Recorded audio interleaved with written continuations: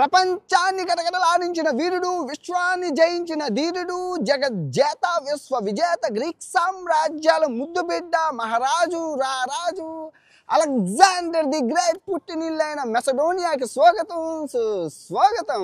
Alexander పుట్టినప్పుడు యేసుక్రీస్తు అల్లా ఉన్నారంటే లేరు. ఎందుకంటే అప్పుడు కొన్నవి బౌద్ధ మతం, జైన మతం, హిందూ మతం. అందుకే క్రీస్తు పూర్వము అంటారు. విశ్వ విజేత అలెగ్జాండర్ చేసిన తప్పు ఏంటంటే అతని కన్ను అఖండ భారతదేశం వైపు పడడం అని. వాడికి తెలియంది ఏంటంటే అంగ వంగ కళింగ హేపాల భోపాల నేపాల కాంబోజ వరకు సామ్రాజ్యం అఖండ భారతదేశం అంటే ఈ ఆఫ్ఘనిస్తాన్, పాకిస్తాను, ఈ బంగ్లాదేశ్, నేపాల్, భోపాలు, ఈ మొత్తం మగధ సామ్రాజ్యంతో చూసుకుంటే ఇటువంటి మయన్మార్, భూటాను, ఇక్కడున్న కాంబోజ్ అంటే కంబోడియా వరకు, అంటే చైనా కార్నర్స్ వరకు మగధ సామ్రాజ్యం ఉండేది. గుడ్ మార్నింగ్ ఫ్రమ్ అజర్బైజాన్, రాజధాని బాకు నుంచి. సో మనం ఇప్పుడు ఈ అజర్బైజాన్ దేశాన్ని ముగించుకున్నాం కదా. ఇప్పుడు మనం Alexander the Great, Mother Teresa పుట్టినిల్లైన మెసడోనియాకి వెళ్తున్నాం. సో మెసడోనియా రాజధాని స్కోపియాకి అయితే వెళ్తున్నాము. సో నాకు 17 గంటలు ఉంది ఫ్లైట్కి, అర్ధరాత్రి 5 గంటలకి. ఈ 17 గంటలు హోటల్ చెక్అవుట్ చేసాను. ఏం చేయాలో తెలియక ఎయిర్పోర్ట్కి వచ్చాను. ఎయిర్పోర్ట్ 5 స్టార్ హోటల్ లాగా ఉంటుంది, చూసారు కదా, బాగుంది. సో ఎయిర్పోర్ట్కి 17 గంటలు దినం తెరిచేద్దాం. ఫస్ట్ అయితే వీడియోకి లైక్ కొట్టండి. అలెగ్జాండర్ దగ్గరని మీకు చూపిస్తాను. ఎయిర్పోర్ట్ భలేగా ఉంది నిజంగా, సూపర్ ఎయిర్పోర్ట్ కదా. మొత్తానికైతే ఫ్లైట్ టికెట్ వచ్చింది అజర్బైజాన్ ఎయిర్లైన్స్, 3 పాస్పోర్ట్లు. అసలు మార్నింగ్ ఫ్లైట్, ఇది పొద్దున్న ఫ్లైట్ అయితే ప్రైస్ వచ్చేసి 30,000 ఉంది. సో అర్ధరాత్రి ఫ్లైట్, అర్ధరాత్రి మధ్యలో దొరకు ఎవరు బుక్ చేసుకోరు కదా, అర్ధరాత్రి సగం పడిపోయింది 15,000. అందుకే నేను బుక్ చేశాను. నేను చేసిన తప్పు ఏంటంటే హోటల్ రూమ్ తీసుకోవాల్సింది. ఎందుకంటే మధ్యాహ్నం 12 గంటలకు వచ్చాను. 12 నుంచి 12 గంటలు, 12 నుంచి 6 ఎంత 18 గంటలు, మళ్ళీ 8 గంటలు, 24 గంటలు ఎయిర్పోర్ట్లోనే 18 గంటలు ఉన్నాను. సో రూమ్ ఉంటే బాగును, మర్చిపోయాను. ఎనీవే మీకు ఇప్పుడు నార్త్ మెసడోనియా యొక్క రాజధాని స్కోపియాకి అయితే వెళ్తున్నాం. అలెగ్జాండర్ పుట్టినీళ్ళు, మదర్ తెరెసా పుట్టినీళ్ళు. Let's go. మంచు ఎక్కువ పడడం వల్ల ఫ్లైట్లు అయితే చాలా క్యాన్సిల్ చేశారు. అంటే హెవీ స్నోఫాల్ అనమాట, ఫ్లైట్లు వెళ్ళడం అవ్వదు. చూడండి, వర్షం మామూలుగా లేదు, మంచు, చాలా ఫ్లైట్లు క్యాన్సిల్ అవుతూనే ఉన్నాయి.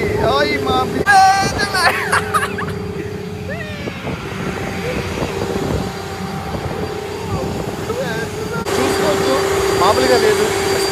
మొత్తానికి వచ్చేసాను. అస్సలు మామూలుగా లేదు, చాలా మంచు ఉంది. ఇది ఫ్లైట్ ఎగురుతుంది. అసలు మంచు చూసారు కదా ఎలా ఉంది. అది ఎగురుతుందో లేదో కూడా కష్టం, చాలా ఇదిగా ఉంది. చాలా ఫ్లైట్లు క్యాన్సిల్ అయిపోయాయి. మీరు చూసుకుంటే విండోస్ కూడా నిండిపోయి ఏదో కెమికల్ వచ్చిందండి. ఆ కెమికల్ ఫస్ట్ టైం నా జీవితంలోని మొత్తం ఏరోప్లేన్ అంతా వాష్ చేశారు, పసుపు నీళ్ళు జల్లినట్లు. మొత్తం మంచంతా కరిగిపోయింది. ఈవెన్ సెకండ్స్లో కరిగిపోయింది, ఎగిరిపోయాం. Welcome to Macedonia. మొత్తానికి వచ్చేసాం అలెగ్జాండర్ మదర్ తెరెసా పుట్టినీళ్ళకి. నిజంగా ఫ్లైట్ ఎగరదేమో అనుకున్నాను, మొత్తానికి ఎగిరింది. సో ఇప్పుడు మనం డబ్బులు, సిమ్ కార్డు తీసుకుని హాస్టల్కి అయితే వెళ్ళిపోదాం. సో ట్రావెల్ కార్డు పెట్టేసి డబ్బులు తీసేసుకున్నాం. బోల్డ్ ఏటీఎంలు అయితే ఉన్నాయి. మెసడోనియా లచ్చిందేవి. సో మెసడోనియా లచ్చిందేవి పోడు వచ్చేసి మెసడోనియా దెనారు. సో ఒక దెనార్ వచ్చేసి ₹1.5. సో ఇప్పుడు 1000 రూపాయలు ఉంది కదా, ఇది 1500 రూపాయలతో సమానం. 20,000 అయితే తీసుకున్నాను. సిమ్ కొనుక్కుంది. సిమ్ కార్డ్ అయితే తీసుకున్నాను, 20 GB కలిపి 2000. ఇదే స్ట్రాంగ్ అంటే ఇక్కడ. సో ఇప్పుడు హాస్టల్కి వెళ్ళిపోదాం. సో హాస్టల్కి వెళ్ళడానికి ఎయిర్పోర్ట్ బస్సు కూడా ఉంది, చాలా చవక, 200 రూపాయలు. హాస్టల్ 400 రూపాయలు అండి. హిస్టారికల్ హాస్టల్, బాగుంది, నీట్గానే, శుభ్రం, చాలా శుభ్రం, క్లీన్ అండ్ హైజీనిక్ అనమాట. నాది ఇక్కడ బెడ్ బాగుంది, సూపర్. సో ఇది కిచెను, లివింగ్ ఏరియా అనమాట. ఇదిగోండి మొత్తం హాస్టల్, రాత్రంతా పార్టీలు అవి, బాగుంది. గుడ్ మార్నింగ్ ఫ్రమ్ మెసడోనియా, రాజధాని స్కోపియా నుంచి. నిజంగా అలెగ్జాండర్ గడ్డ మీద, పుట్టి నీళ్ళ మీద నిలబడి మాట్లాడుతాం. ఎదురుగా నిలబడుతుంది అలెగ్జాండర్ గుర్రం మీద కట్టి. ఆ రాజసం చాలా బాగుంటుంది నిజంగా. అలెగ్జాండర్ విశ్వ విజేత, జగజ్జేత. చిన్నప్పటి నుంచి ఆయన గురించి కథలుగా చాలా చదువుకున్నాం.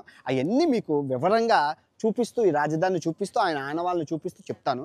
చాలా చాలా బాగుంటుంది నిజంగా. మన భారతదేశం వచ్చి ఎలా ఓడిపోయారు, ఏం జరిగింది, మొత్తం అంతా ఫస్ట్ వీడియోకి లైక్ కొట్టి పూర్తిగా చూడండి, ఒక్క నిమిషం కూడా మిస్ అవ్వకండి. చాలా చాలా ఇంట్రెస్టింగ్గా ఉండబోతుంది.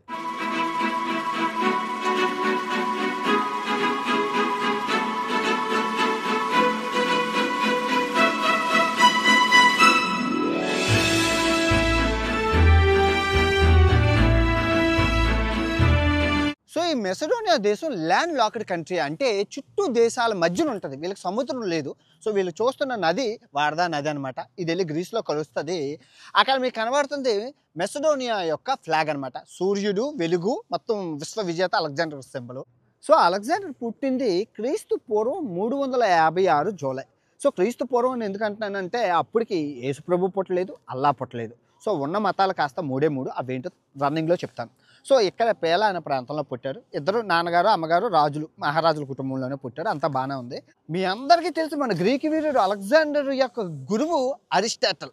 ఆయన గురించి చరిత్ర ఎంతో కథలుగా చెప్పుకుంటుంది, ఎందుకంటే అతను పెద్ద గురువు కాబట్టి.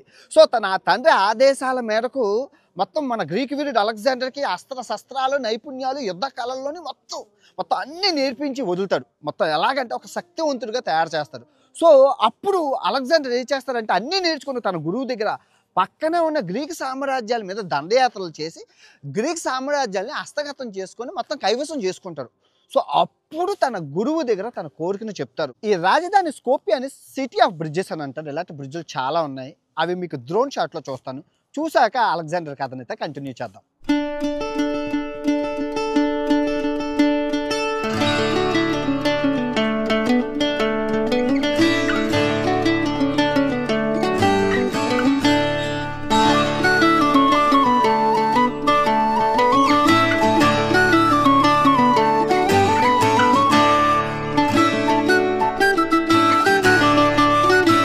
అలెగ్జాండర్ తన గురువు అరిస్టాటిల్ దగ్గరికి వచ్చి గ్రీక్ సామ్రాజ్యాన్ని హస్తగతం చేసుకున్నాను, ఇప్పుడు ప్రపంచాన్ని జయించాలనుకుంటున్నాను, దానికి నీ సహాయ సహకారాలు కావాలని తన గురువుని అడగ్గా గురువు ప్రపంచంలో ఉన్న ఎన్ని సామ్రాజ్యాలు ఉన్నాయి, అవి ఎక్కడెక్కడ ఉన్నాయి అని చెప్తారనమాట.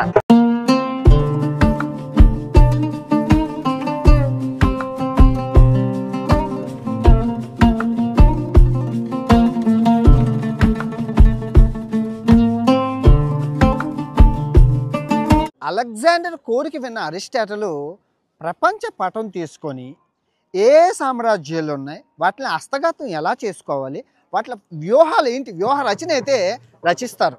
మీకు డౌట్ రావచ్చు, గ్రీక్ సామ్రాజ్యంతో ప్రపంచం మీద దండయాత్ర అవుతుందంటే. ఆఫ్ కోర్స్, ఎందుకు అవ్వదు? గ్రీక్ సామ్రాజ్యం అంటే చిన్న చిత్తక ఇప్పుడున్న స్పెయిన్, ఇటలీ, పోర్చుగీసు సామ్రాజ్యాలు, అబ్బో గ్రీక్ మొత్తం యూరప్ అంతా. మీరు గ్రీక్ సామ్రాజ్యం అంటే ఏదో చిన్న గ్రీస్ అనుకుంటున్నారా? అయ్యో మొత్తం యూరప్ అంతా అప్పుడు మన అలెగ్జాండర్ చేతిలో ఉండేది. దానికి నాయకుడిగా అలెగ్జాండర్ ఉండేవాడు, చక్రవర్తిగా. ఈ సామ్రాజ్యంతోనే విశ్వాన్ని జయించడానికి అరిస్టాటిల్ దగ్గరికి వస్తారు. సో అరిస్టాటిల్ ఇదో చెప్తారు, ఫస్ట్ నీకున్న సైన్యంతో నువ్వు ఈజీగా ఈజిప్షియన్ సామ్రాజ్యాన్ని నువ్వు ఓడించగలవు. సో ఈ ఈజిప్షియన్ సామ్రాజ్యాన్ని, నీ గ్రీక్ సామ్రాజ్యాన్ని పట్టుకొని పర్షియా సామ్రాజ్యం మీద దండయాత్రకి వెళ్ళగలవు. పర్షియా సామ్రాజ్యాన్ని ఈజీగా నువ్వు గెలవగలవు. ఎందుకు అంటే 200 ఏళ్ళ చరిత్ర కలిగింది పర్షియన్ సామ్రాజ్యం.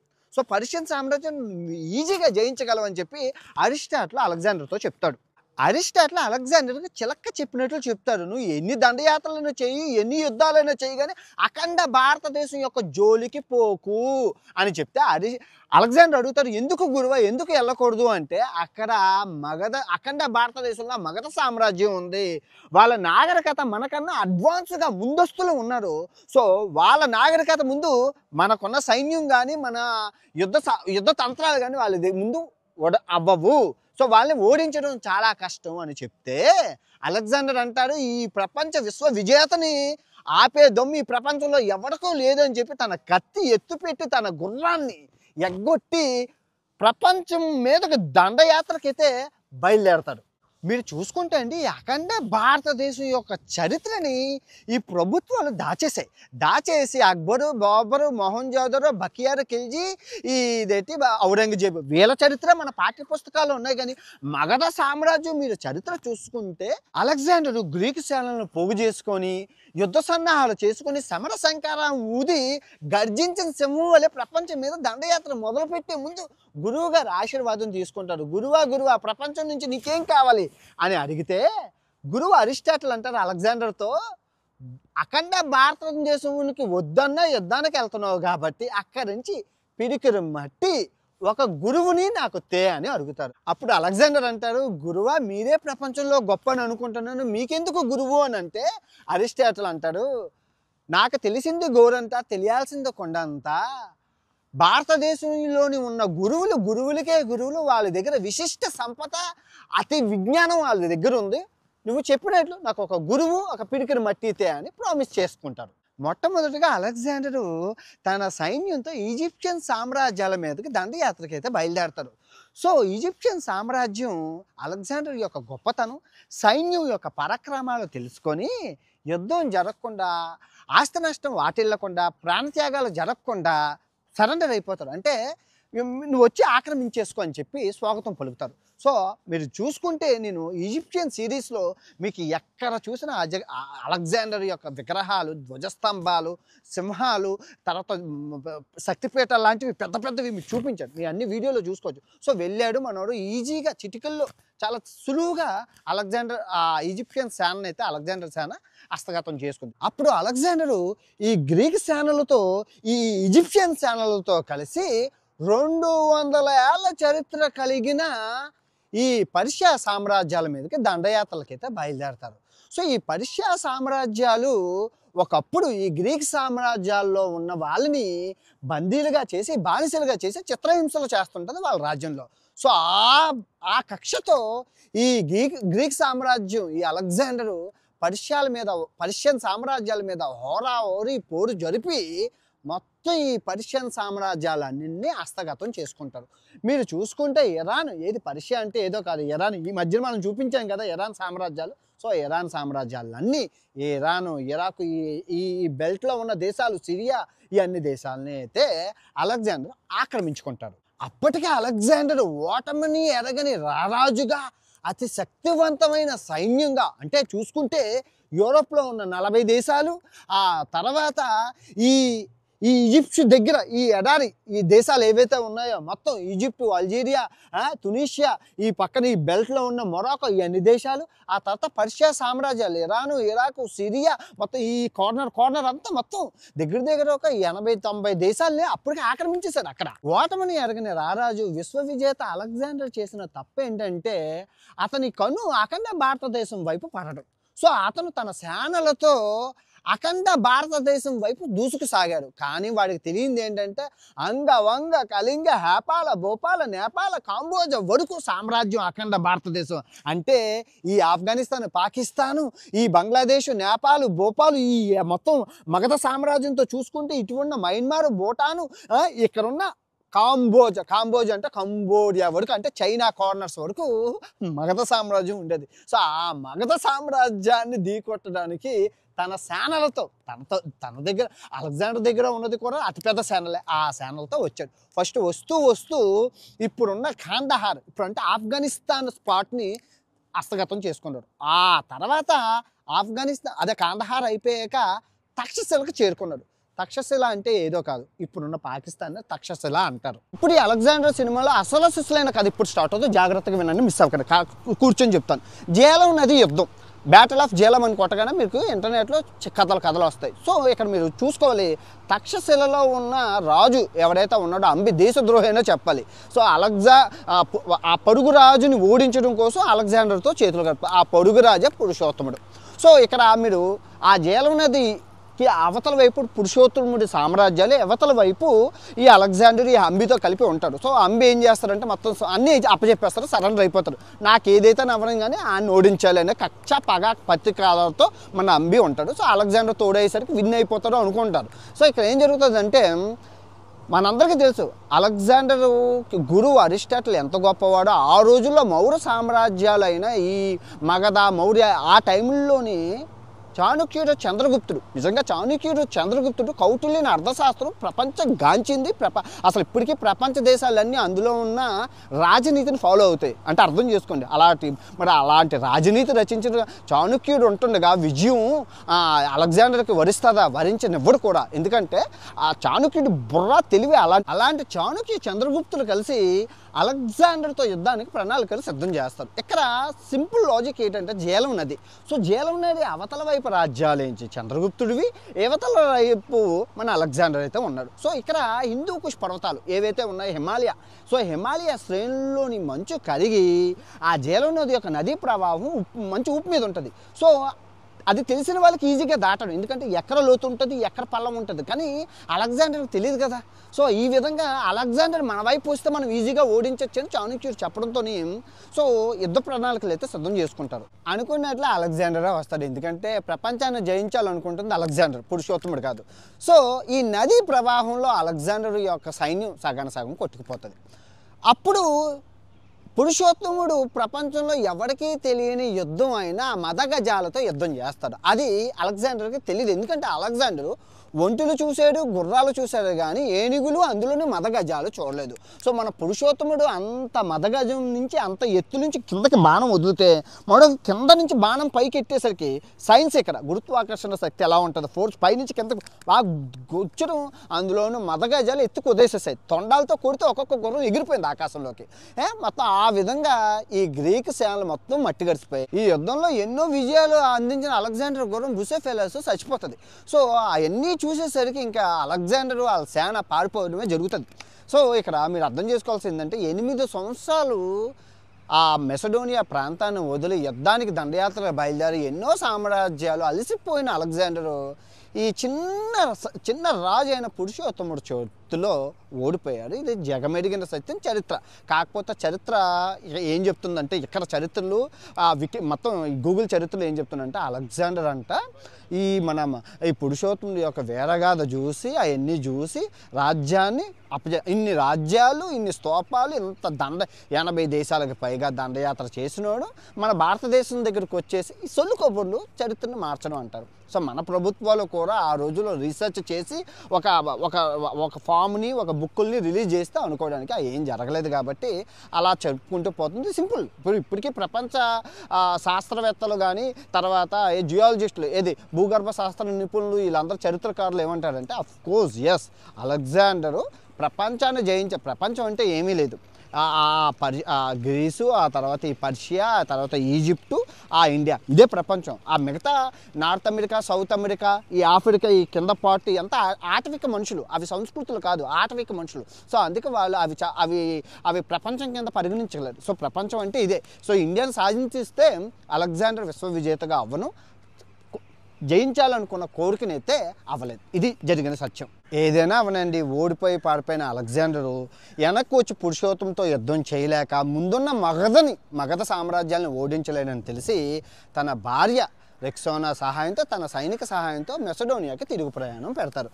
సో భారతదేశం నుంచి వెళ్తూ చాలా సామాన్లు, నెమలులు అన్నీ తీసుకెళ్తారు. మీకు కనబడుతుంది కదా, అది నేషనల్ మ్యూజియం, అలెగ్జాండర్ మ్యూజియము. రేపు పొద్దున మీకు నెక్స్ట్ వీడియోలో చూపిస్తాను, అక్కడ లోపల ఏంటేంటి ఉన్నాయో మీకు అర్థమవుతుంది. సో ద గ్రేట్ అలెగ్జాండర్ తిరుగు ప్రయాణంలో బాబిలోనియాలో మరణిస్తారు. మీ అందరికీ తెలుసు, చనిపోయేటప్పుడు ఏమీ తీసుకెళ్లేదు, చేతులు పైకెత్తమని చాలా చేశారు. So Alexander the great. మీరు చూసుకుంటే అలెగ్జాండర్ తీసుకెళ్లిన వస్తువులన్నీ మ్యూజియంతో పాటు అక్కడ మనుషులు కూడా ఉన్నారు. సో వాళ్ళని ఇక్కడ జిప్సీస్ అంటే మీరు చూస్తున్నారు కదా, పంజాబ్, రాజస్థాన్ ప్రాంతాల్లో నుంచి తీసుకెళ్లారు అలెగ్జాండర్.